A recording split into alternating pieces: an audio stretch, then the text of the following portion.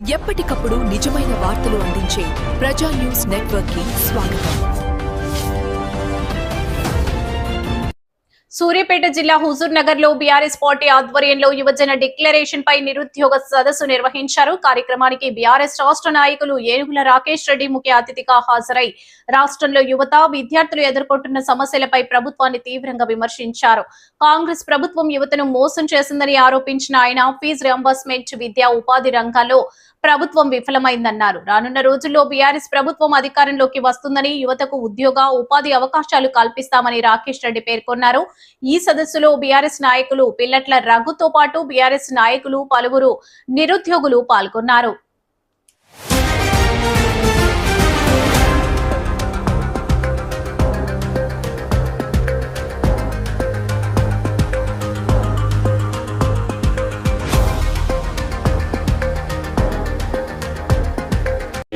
అడుగుపెట్టిన దగ్గర నుండి వివిధ సోషల్ పాఠశాలలకు, కళాశాలలకు,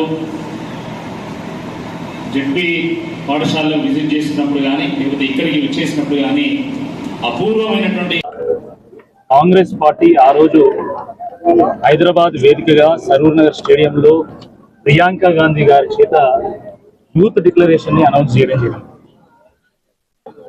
ఆ రోజు ఏడాదికి 2 లక్షల ఉద్యోగాలు, job calendar, mega DSC, SC ST బీసీల బ్యాక్లాగ్ పోస్టుల భర్తీ, ఈ రకంగా అనేక హామీలను యూత్ డిక్లరేషన్ లో పొందుపరిచి ప్రకటిస్తే కోటి ఆశలతోని కోటి మంది తెలంగాణ యువకులు ఓటు వేస్తే కాంగ్రెస్ ప్రభుత్వం వచ్చింది. కానీ దురదృష్టకరమైనటువంటి విషయం ఏంటంటే ఈ 2.5 ఏళ్లలో యూత్ డిక్లరేషన్ కాస్త యూజ్లెస్ డిక్లరేషన్ గా మారిపోయింది, ఉత్తుత్తి డిక్లరేషన్ గా మారిపోయింది.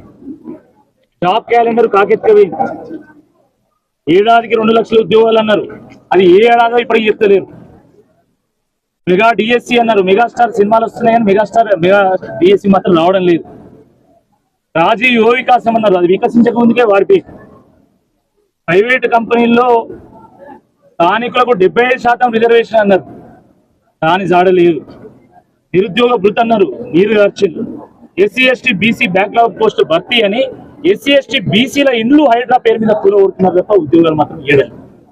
ఈ రకంగా ఈ రాష్ట్రంలో యువకులకు ఒక నిరుత్సాహకరమైనటువంటి ఒక వాతావరణం నెలకొన్నటువంటి ఈ సందర్భంలో వాళ్లకు భరోసాను ఇవ్వడానికి హుజూర్ నగర్ నియోజకవర్గంలో ఈరోజు లక్ష్మీ గార్డెన్ లో పెద్ద ఎత్తున యూత్ డిక్లరేషన్ పైన ఒక సదస్సు నిర్వహించుకోవడం జరిగింది. మీరు చూశారు, రేవంత్ రెడ్డి గారు వచ్చిన తర్వాత అటు ప్రైవేటు ఉపాధి కల్పన, ఉద్యోగాలు పరిస్థితి ఏందో చూస్తున్నాం, ఇటు ప్రభుత్వ ఉద్యోగాల సంగతి ఏందో కూడా చూస్తా ఉన్నాం. మీరు వచ్చిన తర్వాత ఈరోజు పవర్ కట్లు ఉన్నాయి, విపరీతమైనటువంటి కరప్షన్ ఉంది, విపరీతమైనటువంటి వసూళ్లు, తర్వాత వాళ్ళని బెదిరించడం, వీళ్ళని బ్లాక్మెయిల్ చేయడం, ఎల్ఎన్టీ సీఈఓను నేను జైలు పంపుతా అనడం, కమిషన్లు ఏ రకమైనటువంటి వాతావరణం వల్ల ఈరోజు ప్రైవేటు పెట్టుబడులు వేరే రాష్ట్రాలకు పోతున్నాయి, అమరావతి తరలిపోతున్నాయి. దానివల్ల రియల్ ఎస్టేట్ మొత్తం కుదేలైపోయింది, కన్స్ట్రక్షన్ రంగం ఖతమైపోయింది. ఏ వ్యాపారం చూసినా ఈరోజు నష్టాల బాట పడుతున్నది.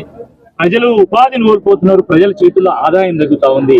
ఇటు ప్రైవేట్ రంగం పరిస్థితి ఇట్లుంటే ప్రభుత్వ రంగంలో రేవంత్ రెడ్డి గారు వచ్చిన తర్వాత వేసింది కేవలం 10,000 ఉద్యోగాలు మాత్రమే.